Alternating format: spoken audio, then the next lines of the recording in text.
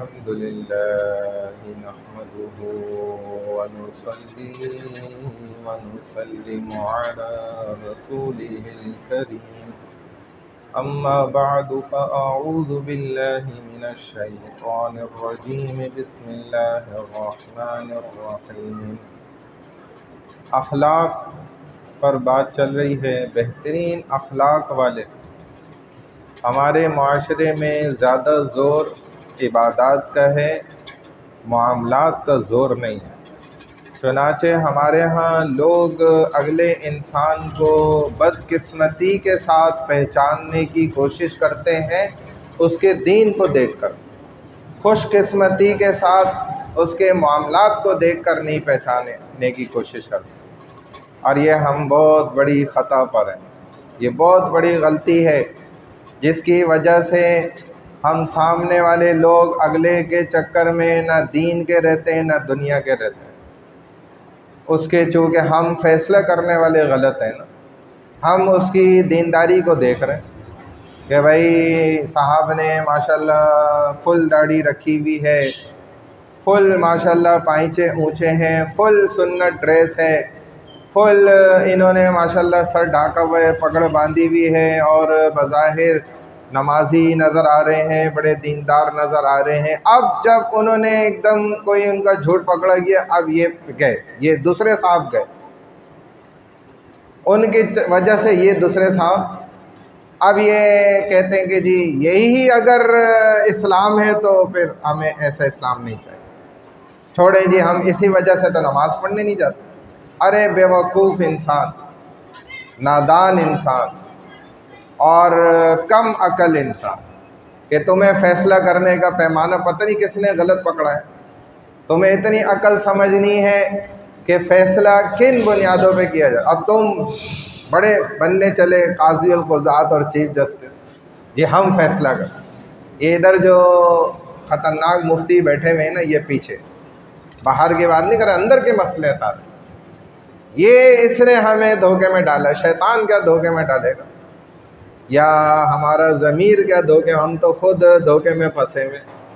ہمارے فیصلے کرنے کے طریقے ہی انوکھے ہیں، جب سنو نا بیٹھ کے سمجھو، پہلے تو سمجھنے میں بڑا وقت لگ جاتا ہے کہ بھائی یہ بات کیا کر رہا ہے، کیسے فیصلہ کرو۔ یہ پیمانے ہی غلط ہیں فیصلے کرنے۔ تو اگلے کے چکر میں یہ صاحب گئے، اب یہ کہتے ہیں ان سے پوچھو بھائی نماز کیوں نہیں پڑھتے، جی فلانے کو نہیں دیکھی آپ نے، اس کی داڑھی کیوں نہیں رکھتے، جی فلانے کی نہیں دیکھی تم نے، اور جی یہ گناہ سے فلانے کو نہیں دیکھا یار۔ اب یہ نہیں سمجھتے، ایک بندے نے ایسا کہا، اس کا آخری وقت تھا، کسی نے کہا یار آپ ماشاءاللہ اتنے اچھے اخلاق کے انسان، اتنے بہترین، اگر آپ کاش جو ہے داڑھی بھی رکھ لیتے کتنا زبردست ہو جائے، سنت رسول صلی اللہ علیہ وسلم۔ اس نے کہا جی بس مولوی صاحب اس وجہ سے ہی تو نہیں رکھتا کہ دیکھو نا داڑھی والے، پھر میں بھی اگر غلطی کر دی، جھوٹ بول دیا، پھر لوگ کیا بولیں گے۔ مولوی صاحب نے بولا ارے بھائی تو ابھی تو ڈبل گناہ کر رہے ہو، وہ تو سنگل گناہ ہوگا، لیکن ہمارے ہاں چونکہ پیمانہ غلط ہے نا تو سوچ غلط ہو گئی۔ ہمارے ہاں کیا سمجھا جاتا ہے جی داڑھی رکھ کے گناہ کرنا بڑا گناہ ہے، بغیر داڑھی کے چھوٹا ہے۔ یہ پتہ نہیں کس نے سکھایا ہے یہ والی بات، حالانکہ کامن سینس کی بات ہے، عقل سے سوچنے کی بات ہے۔ ایک آدمی جو 2 گناہ کر رہا ہے وہ بڑا گناہ ہوا، یا ایک آدمی جو 1 گناہ کر رہا ہے وہ بڑا گناہ؟ یہ ایک والے کو نا اپنے مفادات کے چکر میں اس کو کہہ دیتے ہیں کہ جی یہ جو ہے نا چھوٹا گناہ، وہ ڈبل والا جو ہے نا یہ چھوٹا گناہ ہے، سنگل والا بڑا گناہ، اپنے مفادات کے چکر کہ ایک غلطی کر رہا ہے یہ بڑی غلطی ہے، 2 کر رہا ہے یہ صحیح ہے۔ اجی وہ صاف جھوٹ بولتا ہے، وہی تو ہمارا سردار ہے جو بہترین صفائی کے ساتھ جھوٹ بول سکے، پکڑا ہی نہ جائے۔ وہ ہمارے استاد ہیں بھائی، وہ تو پورے بازار کے استاد ہیں۔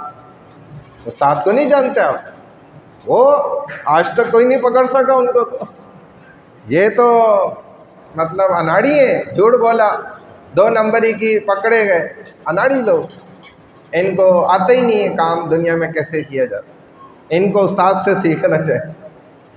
حالانکہ رسول اللہ صلی اللہ علیہ وسلم کیا فرماتے ہیں کہ مسلمان جو ہے جھوٹ نہیں بول سکتا، لیکن ادھر مجبور کر رہا ہوتا ہے، مسلمان کو مجبور کر کہ بھائی سچ کیوں بول رہے، جھوٹ بولنا پڑے گا، جھوٹ سے تیرا کام بنے گا، بول جھوٹ، تجھے نہیں پتہ ادھر کیا ہوتا ہے، تم نہیں جانتے ان کی اصلی ادھر کام ہی ایسے ہی ہوتے ہیں، سچ بول کر بھائی تیرا کام نہیں ہوگا، خدا کے لیے تجھے جھوٹ بولنا پڑے گا۔